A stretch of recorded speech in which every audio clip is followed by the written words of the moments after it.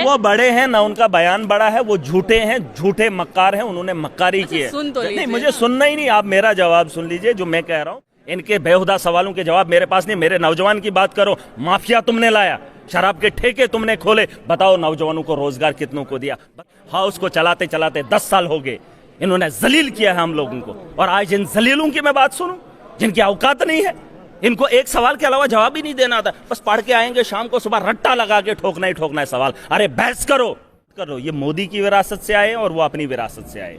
मैं विरासत से नहीं आया हूं, मैं जमीन से उठकर आया हूं, और मेरी पैदावार अलग है। मैं अल्ट्रा हाई डायनेस्टी हूं, इनसे अलग। ना ही भारतीय जनता पार्टी की वीडियो चलेगी और ना ही उनकी बात सुनी जाएगी, ऐसा कहना है महराज मलिक का, जो कि असेंबली में इन दिनों रूहे रमा असेंबली की देखें तो माने जाते हैं। महराज मलिक हर मुद्दे पर बात कर रहे हैं, लेकिन आज के हवाले से बात करें तो आज डेली वेजर्स के पर बहुत हंगामा जो है असेंबली के अंदर देखने को मिला है, जहां पर भारतीय जनता पार्टी ने वॉकआउट भी किया है। क्या कहेंगे? 10 साल से सरकार जो है भारतीय जनता पार्टी की रही है एलजी शासन में, आज जो है भारतीय जनता पार्टी कह रही है कि इंसाफ मिलना चाहिए डेली वेजर्स को। इनको पूछे कि 10 साल आपने इंसाफ क्यों नहीं दिया? मैंने यही बात कही कि लद्दाख के अंदर देख लीजिए इनकी सैलरी क्या है, आप बाहर स्टेट में देख लीजिए इनकी सैलरी क्या है, तो जम्मू कश्मीर के अंदर 9,000 ही क्यों? 2014 में जब मोदी बात कर रहा था तो उसने खुद कहा था मैं इनको परमानेंट करूंगा, मैं एसपीओज को परमानेंट करूंगा, मैं उनको ये करूंगा, मैं उनको वो करूंगा। तो 10 साल उन्होंने नहीं किया। आज हाउस के अंदर ये भी बात उठी कश्मीरी पंडितों को लेकर। मुझे बताओ, जिस कश्मीरी, पूछ लीजिए आप कश्मीरी पंडितों को, ठीक है नरसिंगार आपने दिखाया, फिल्म दिखाई, उनके साथ जुल्म हुआ, मैंने उस वक्त को नहीं देखा है, उस दिन मेरा जन्म हुआ था, मुझे नहीं पता, लेकिन समझ सकता हूँ अगर उनने घरों को छोड़ा है, जुल्म तो हुआ है। लेकिन उस जुल्म होने के बाद जब मोदी का शासन आया, मोदी का राज देश में आया, तो उन्हीं पंडितों को वापसी के लिए उन्होंने पॉलिसी क्या बनाई? जो उस वक्त उनका रिलीफ हुआ करता था कश्मीरी पंडितों को, मैं करीब से जानता हूं, 12-13 हज़ार उनको तब रिलीफ मिलता था पैकेज, और उसके बाद उनको राशन भी मिलता था, उनको बैठने के लिए कई लोगों को फ्लैट भी मिले। जब से मोदी का शासन आया और उन्हीं पंडितों से राशन भी छीन लिया, उनका रिलीफ भी छीन लिया और उनके घरों को भी छीना जहां उनको बसाया जाना चाहिए था, ना ही वो उन्हें कश्मीर में बसाया और ना ही जिस जगह पे बैठे थे वहां पे बसने दिया जा रहा है। ये लोग क्या बात करेंगे? ये सिर्फ लोगों को बेवकूफ बना रहे हैं, और लोगों को बेवकूफ बनाना बंद करो। मैंने कहा कश्मीरी पंडितों को अगर वापस लेना, क्वार्टर नहीं चाहिए उनको उसी जमीन पे दे दो जहां उनके पूर्वज बैठा करते थे, उसी गांव के अंदर उनकी जमीनों को वापस किया जाए। अगर कश्मीरी पंडितों ने बेचा है तो उनके लिए सरकारी जमीन उस इलाके के अंदर होगी, उन्हीं इलाकों में उन्हें बसेरा करने दो। आप ये नफरत का माहौल खुद पर, उनकी कॉलोनी अलग करके क्या साबित करना चाहते हो? फिर तो ठीक है दिल्ली के अंदर बैठे हैं या बाहर बैरून ममालिक में बैठे हैं या जम्मू के अंदर बैठे हैं, ठीक है। अरे उनको गांव वापस पहुंचा दो, उनको घर चाहिए, क्वार्टर नहीं चाहिए। और जो रिलीफ तुमने देना था तुमने तो दिया ही नहीं। पीएम मोदी का पैकेज कहाँ है? पता कर लो ना। उन्होंने मूवी बनाई, मूवी दुनिया को दिखाई, कश्मीरी पंडित को पूछो मोदी की सरकार से कश्मीरी पंडितों को क्या फायदा हुआ। आज सरकार सुन रही है, मैंने सरकार को बता दिया उनके अपने घर वापस लेना, घर, क्वार्टर नहीं। क्वार्टर वो तो डेरा हो गया, डेरे पे नहीं, उनको अपने आबो अजदाद, जहाँ उनकी ज़मीन है, जहाँ उनके पूर्वज रहे हैं, जहाँ उनका जन्म हुआ है, उस सरजमीन पे उनको वापसी करनी है, और जिस गांव के थे वहाँ पर उनको भेजना। बात डेली वेजेस की कर रही थी, लाठी चार्ज होता है, सरकार कहती है कि हमारे पास पावर नहीं है। देखिए, आप मीडिया में काम कर रहे हैं, मैं एक लीडर की हैसियत से यहाँ पर आया हूँ, सब जानते हैं सच को सच और झूठ को झूठ। भाजपा 10 साल क्या की सब जानते हैं, अब उनको बोलने का अधिकार नहीं। अब सरकार का इंतजार है। जब बजट आया था, तब जब बजट के अंदर कैजुअल लेबरर्स की बात नहीं हुई थी, तो मेरी ये बात है, अब मेरे अलावा किसी हाउस के अंदर किसी ने ऐसी बात रखी है तो मुझे बताना।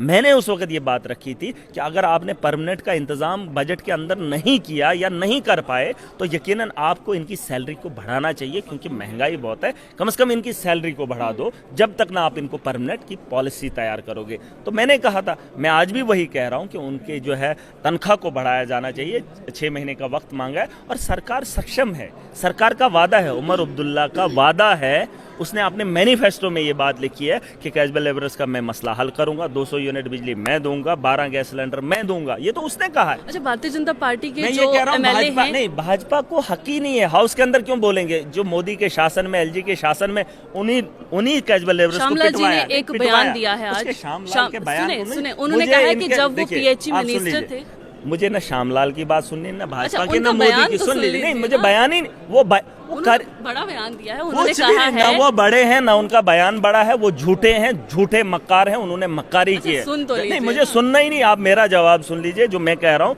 जो जम्मू कश्मीर के लोगों ने मैंडेट जिस सरकार को दिया उस सरकार से पूछो।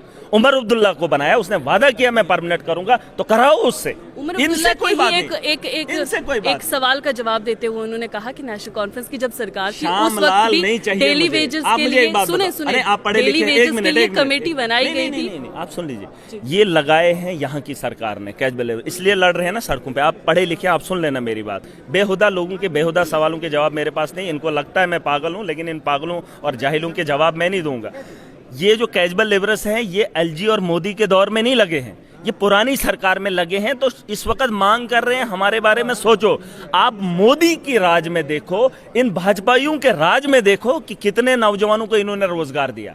पूछ लो इनको। अरे ये तो शुक्र है कैजुअल लेबरर है, फलानी जगह है, फलानी जगह है। इनके दौर में जो नौजवान है वो नशे में धुत है, वो नालियों में पड़ा है, वो उसको तो घर वाले भी रिश्ता नहीं कर रहे हैं, शादी देने को कोई तैयार नहीं। ये बात करेंगे और इनके सवाल बेहुदा सवालों के जवाब दूंगा। इनके बेहुदा सवालों के जवाब मेरे पास नहीं। मेरे नौजवान की बात करो। माफिया तुमने लाया, शराब के ठेके तुमने खोले, बताओ नौजवानों को रोजगार कितनों को दिया? बताओ, मुझे आंकड़ा लाओ ना। मोदी के 10 साल के अंदर जम्मू कश्मीर के नौजवान को किसको फायदा हुआ? जिसका नौजवान मैं भी हूं, मैं भी एमए बीएड करके आया हूं। और मेरे जैसे कितने नौजवान है जो झूंझ रहे हैं। इनके दौर में जो कॉन्ट्रेक्चुअल बेसिस पे हमारा पीएचडी स्कॉलर काम करता था 7 महीने उसको पढ़ाने के लिए, इनको 15,000 नहीं है, इन्होंने निकाल दिया। आज वो दर बदर की ठोकरें खा रहा है। 15 साल के बाद वो एग्जाम फॉर्म कहीं लगाने के काबिल नहीं है। मुझे पूछो, ये बात करेंगे? इनको कोई बात करने का अधिकार नहीं। अगर इनको ज्यादा तकलीफ हो रही है, अखाड़े में खड़े हो जाए, हाउस के अंदर नहीं। हाउस को चलाते चलाते 10 साल हो गए। इन्होंने जलील किया है हम लोगों को, और आज इन जलीलों की मैं बात सुनूं जिनकी औकात नहीं है। इनको एक सवाल के अलावा जवाब ही नहीं देना आता। बस पढ़ के आएंगे, शाम को सुबह रट्टा लगा के ठोकना ही ठोकना है सवाल। अरे बहस करो, बहस करो। बहस करने की हिम्मत नहीं है। पॉलिसी तुम्हारे माफिया है इनका, क्रशर का माफिया, शराब का माफिया। रोकेंगे पहले। मैंने सरकार को कहा है पहले रेवेन्यू जनरेट करेंगे, हम सक्षम हो जाएंगे, भाजपा को उस दलाली के अड्डे को यहां से खाली करेंगे। और ये मैंने कसम खाई, अगर मौका मिला जड़ से उखाड़ फेंकूंगा, और जड़ से उखाड़ने के बाद जम्मू कश्मीर सक्षम होगा। अब आप नौजवानों की बात करते हैं। बिल्कुल, नौजवानों की बात करो, भाजपा को छोड़। लेकिन भारतीय जनता पार्टी और एनसी की बात करें तो जब नौजवानों की बात की जाती है तो दोनों की एक चीज बड़ी कॉमन है। दोनों कहते हैं स्टार्टअप्स और गवर्नमेंट इंसेंटिव्स की जो है वो शुरुआत करनी चाहिए। नौजवान को खुद अपना रोजगार का जरिया ढूंढना चाहिए। मैं एक आम आदमी हूँ, आम आदमी पार्टी से आया हूँ। मैं आम आदमी के दर्द को भी समझता हूँ और जम्मू कश्मीर की पॉलिसीज़ को भी समझता हूँ। अब फिर बार बार मैं ये कह रहा हूँ कि मैं ज़मीन से निकला हुआ शख्स हूँ, और अपने घर को बेहतर बनाने के लिए अगर उसमें मिट्टी के दीवारें हैं, अब उसमें टाइलों का इंतज़ाम करना है, उसके लिए पैसा कहाँ से लाना है वो मैं बता सकता हूँ। अगर उस घर को तोड़ने के बाद उससे बड़ा घर तामीर करने की ख्वाहिश रखता हूँ, लेकिन इतना सक्षम भी हूँ कि उसको तोड़ने के बाद, बाप की जायदाद को तोड़ने के बाद उससे बेहतर इंफ्रास्ट्रक्चर तैयार कर सकता हूँ। वो पॉलिसीज़ भी हमारे पास है। मैं ये कह रहा हूँ कि ये सरकार की जिम्मेवारी है। अब सरकार का मैं हिस्सा हूँ, सरकार मुझसे हर चीज़ शेयर नहीं कर रही है। मैंने सरकार को ओपन सबके सामने कुछ बातें रखी हैं। मैंने जो बातें बताई है, अगर सरकार उस पर अमल करे और अगर लोग समझ सकते हैं मेरी बातों को, मैं कहना क्या चाहता हूँ, जब आपके घर में पैसा ही नहीं है तो आप नौजवानों को स्टार्टअप के बारे में क्या ही बात करोगे? स्टार्टअप तब होगा जब सरकार सक्षम होगी, जब रेवेन्यू हमारे पास होगा। रेवेन्यू की धज्जियाँ उड़ाई जा रही हैं। जहाँ माइनिंग से करोड़ों रुपया हमारा वो इलीगल है, लेकिन बीजेपी के लोग, उनके माफिया इस वक्त लूट रहे हैं। रॉयल्टी कहीं नहीं है, कोई भी डॉक्यूमेंट नहीं है, गाड़ियां चलाई जा रही है दनादन। कहाँ है उनका टैक्स का पैसा? शराब जो है रेडीमेड बेची जा रही है, डुप्लीकेट बेची जा रही है, एक्स्ट्रा चार्जेस दुकानों पे लिया जा रहा है। कहाँ है वो रेवेन्यू? अगर शराब के पैसे से आप स्कूल की बिल्डिंग बनाना चाहते हो, मुझे उसमें ऐतराज़ नहीं, लेकिन वो शराब पिलाने के बाद, वो गलत शराब पिलाने के बाद, वो लत लगाने के बाद कहाँ है वो पैसा? उस पैसे में घोटाला है, रेत और बजरी में धांधली है, स्कूलों का माफिया। आप स्कूलों के अंदर देख लीजिए, प्राइवेट स्कूलों के अंदर सरकार ने कहा कि फीस में कमी होनी चाहिए, माफिया है।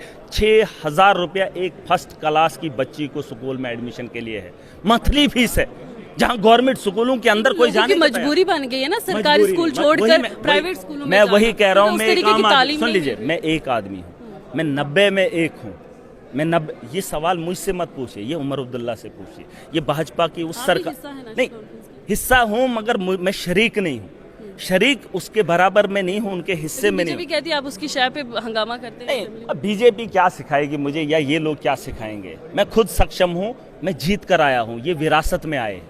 इतनी बात आप नोट कर लो, ये मोदी की विरासत से आए और वो अपनी विरासत से आए। मैं विरासत से नहीं आया हूँ, मैं ज़मीन से उठ कर आया हूँ और मेरी पैदावार अलग है। मैं अल्ट्रा हाई डायनेस्टी हूँ, इनसे अलग हूँ। ये अभी इनको पता नहीं चलेगा। इनको तो प्रॉब्लम तब हुई थी, इनकी सरकारों की सरकारें थी, तब भी जीतना मुश्किल हुआ। मेरे बारे में सोचो, जिन सरकारों का नाम था, जिन नेताओं का नाम था, उनको दफन करके आया हूँ। मतलब सक्षम हूँ, इनसे बेहतर हूँ। किसी के सहारे से नहीं आया हूँ, अपने दम पर आया हूँ और इनसे बेहतर सोच रखता हूँ। और आपको नहीं लगता ये भी इंटरव्यू देते होंगे? देते इनका भी देख लेना। ये लचकचाते हैं, हिचकिचाते हैं, हम हिचकिचाते तेज नहीं तो हैं। बहुत खा रहे हो आप। हर सवाल का जवाब देंगे, हमें पता है। और जम्मू कश्मीर को बेहतर बनाने के लिए हमारे पास पॉलिसी है। और इनको लगता है बच्चा है, मैं बच्चा नहीं हूँ, इस खेल का मैं बड़ा खिलाड़ी हूँ, बहुत बड़ा खिलाड़ी हूँ। ये एक सवाल याद करके आते हैं, हम ऐसे ही दिनों के दिन लोगों की दर्द को बयान कर सकते हैं। चलिए, बहुत शुक्रिया। थे मेरे साथ महराज मलिक, जिनका कहना है कि ये ज़मीन से जुड़े हैं और ज़मीन से जुड़े लोगों की बात अक्सर करते हैं। नौजवानों के लिए बोलते हैं, डेली वेजेस के लिए बोलते हैं, किसानों के लिए बोलते हैं। हर तबका की बात महराज मलिक असेंबली के अंदर करते हुए दिखाई देते हैं। और भारतीय जनता पार्टी के बारे में बार बार इनकी एक ही बात होती है कि 10 साल से इन्होंने जम्मू कश्मीर के अवाम के लिए क्या किया। अगर कुछ किया है तो वो सामने लाया जाए।